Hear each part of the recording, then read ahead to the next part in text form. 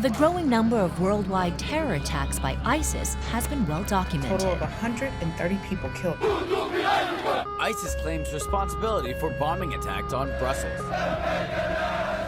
Additionally, ISIS controls territory in Iraq and Syria. In an attempt to stop a complete takeover by ISIS, the Kurdish people are fighting back.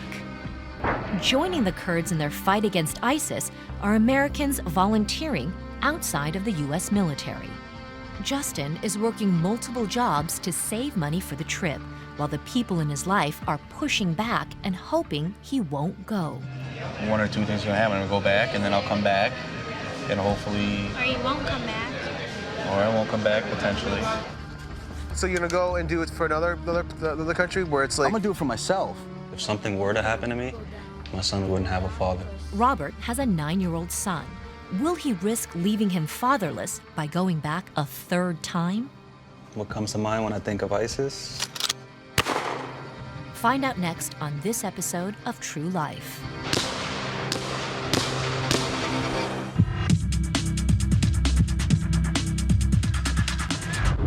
You never feel so alive until you almost died.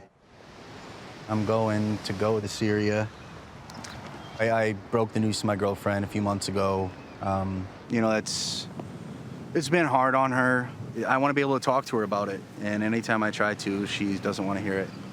I don't think a lot of people realize that, like, all the stress it puts on me, having to deal with this.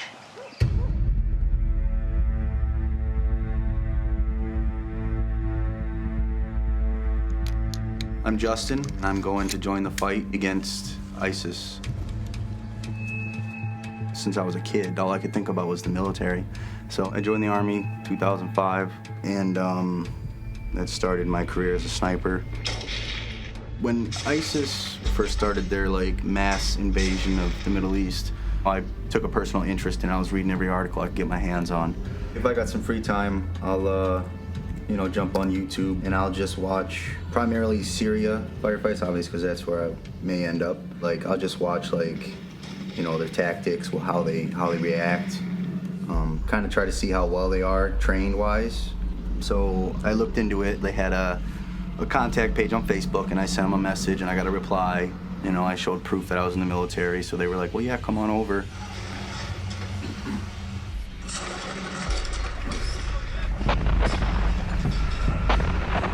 I'm afraid to tell, my family and friends and girlfriend, that I was thinking about doing this. It's not easy. They put up with you going twice already through the U.S. Army. Now they have to hear that you're going to go and potentially not even have any communication. And there's obviously the fear of me dying.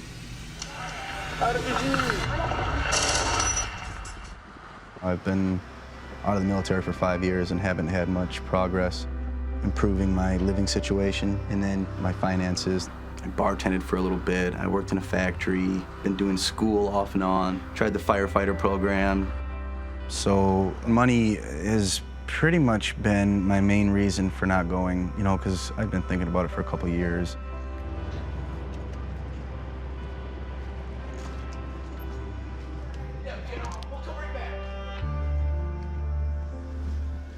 And we'll walk this one all the way up to the front of the store. Cool. Right now I'm working between 2 and 3 jobs just to try to save up some money to be able to go and still pay my bills because it's not cheap to get over there. Give me a hand with this. Right. Pop this down to you, actually. You want to go out? Yep, we'll go right out with it. The jobs I've been working, part-time jobs, you really can't. When at the end of the month when you're done paying bills, there's not a lot of extra. So being able to save enough to go and pay the bills while I'm gone has pretty much been my setback. Looking good. So when did you get back? I got out in 2011. Okay. All right, let's just make him happy. Okay. How much longer are you gonna be in town for? Potentially about a month. I'm thinking about going back to join the Kurds over in Syria. Part No of the kidding. whole Syrian civil war thing they got going, and the Kurdish people kind of standing their own ground against ISIS. So. Really? So you're thinking about actually going back and Yeah. Now, being that it's another country, are you pretty much on your own? Like, I know if you were going over there with us, but you're Right, going over there yeah. fighting with them. That's probably. Yes and no. I mean, you have them with you, obviously. Well, you're with them. You know, Yes. but it's just not the same support system. It's one thing fighting for our country, but you're just, fighting for the rights of somebody else just because that's I appreciate it. about as respectable as you can get, man. Absolutely. We'll see how it goes. Right? It's a little nerve-wracking. I know, bet. so It's probably a little different ball game down there. Yeah, it's not gonna be the same. So, it's something I've been wanting to do. So. Well, and I don't even have words for you, man. That's just. Hope I'll have my job when I get back. Hey, if you don't, then somebody's got issues. You'll have one waiting here for you, because that is. Yeah. Like I said, that's something that. What comes to mind when I think of ISIS? I think of them as the scum of the earth. Like, I hate them. Like, I hated them before I went to war against them. Now I hate them even more, like more of a personal thing, because now they've killed more of my friends. I'm Robert, and I'm going to fight against ISIS. I've been following the war since it started in 2011. ISIS was really good at posting executions that they do. So I've been sitting home just watching them commit all these atrocities over there, and I wanted to help. I saw an article from an American that went to Syria to help fight. So from there, like, it was just going on Facebook, finding Kurdish people, and I think I contacted like 5 different Kurds before I actually found the YPG. The first time I went to Syria, it was just close to 4 months.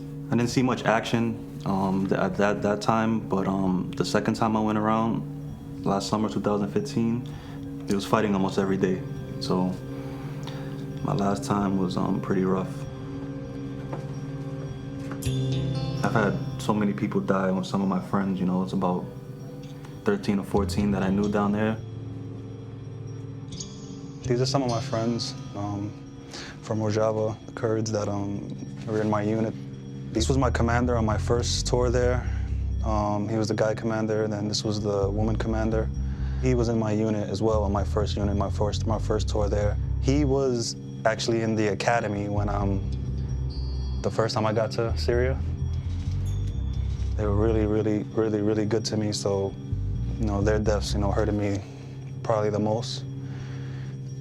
So many of them gave the ultimate sacrifice for this cause, and, you know, so, you know, if it were to happen to me, I don't want it to happen to me, but if it does, you know, that's the way things go.